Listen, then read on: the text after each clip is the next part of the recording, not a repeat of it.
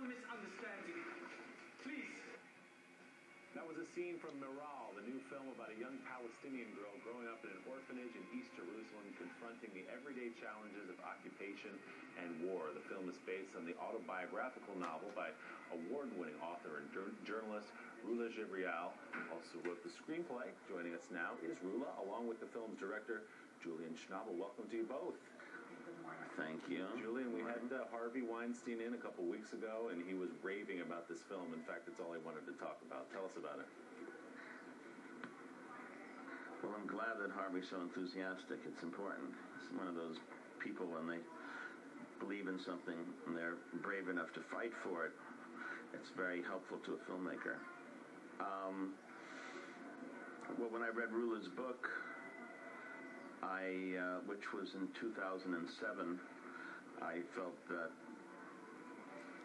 there was something so familiar about it, and I thought that the concerns of the Palestinian people were much more similar to the concerns of the Israelis than different from theirs. So I think that everybody in that country would like their child to go to school in the morning and come home at the end of the day. And right now, for a myriad of different issues, none of the people that live there have that basic right to know that their children will come home. Particularly, you see what happened yesterday.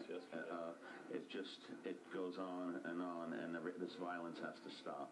So it's about a girl that grows up in an orphanage which was started in 1948 by Hind Husseini, who basically drew a line around these 55 kids and said they're safe in a war zone. And at its height, there were 3,000 girls in the school. Now, with the wall very difficult, there's less than 100 girls in the school, but it's still open. But really, through love and education, Rula was able to circumnavigate the mire of all that, and she picked up the baton and handed it over to me, and I tried to stay true to her story. The circumnavigation that he was just talking about, I mean, your life has been literally an emotional minefield, walking through it, beginning with the death of your mother. Tell us about that going forward. The strength, the human resiliency. First of all, I'm really proud that the Jewish man told my story. I never thought that this would happen. I thought that we're not heard as Palestinians. We're not heard as women that live under, because it's not interesting to talk about women living in a war zone. It's more interesting to talk about bombs, about killing, about attacks, war. As a journalist, I learned one thing, that in order to free yourself and traveling in the Middle East, all around, in Egypt, Tunisia, in Lebanon, I felt that through education you can really not only save yourself, have the tools to empower yourself and address all issues. My mother didn't have these tools. She wasn't an educated woman.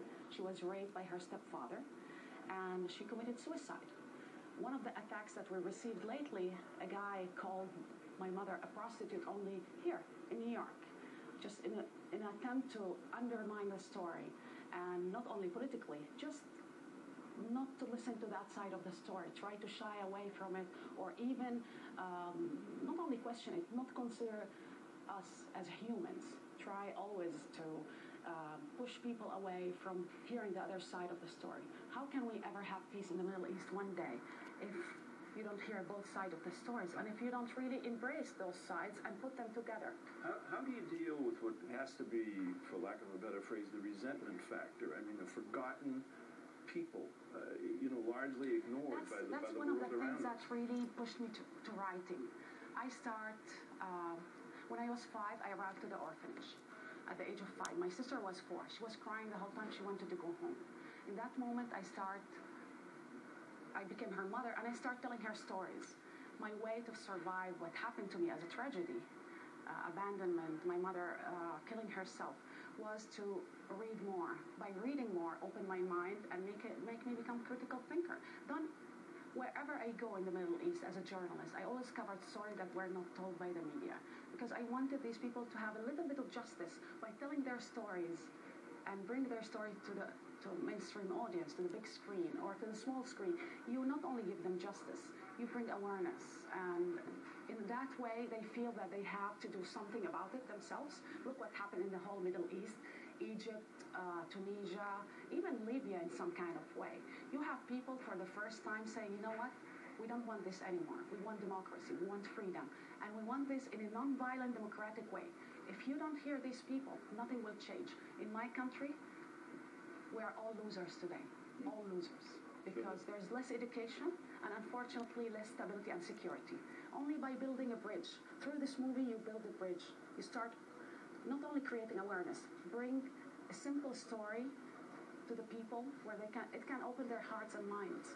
Julian, before we let you guys go, we heard some people undermining the story that she tells about her family. What were the challenges for you? What kind of response have you gotten?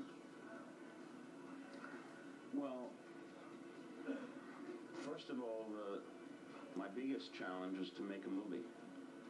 And I think in a lot of the conversation and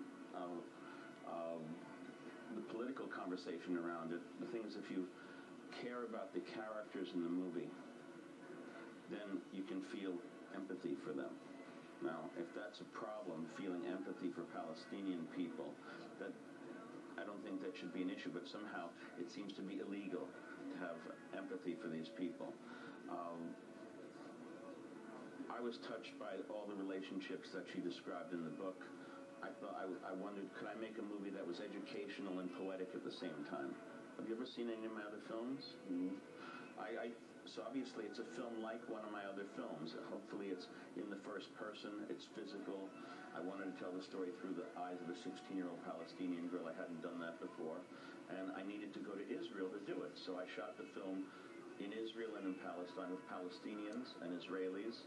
And all of these people grouped together to do this. I was able to shoot in the Al-Aqsa. Do I have to go now?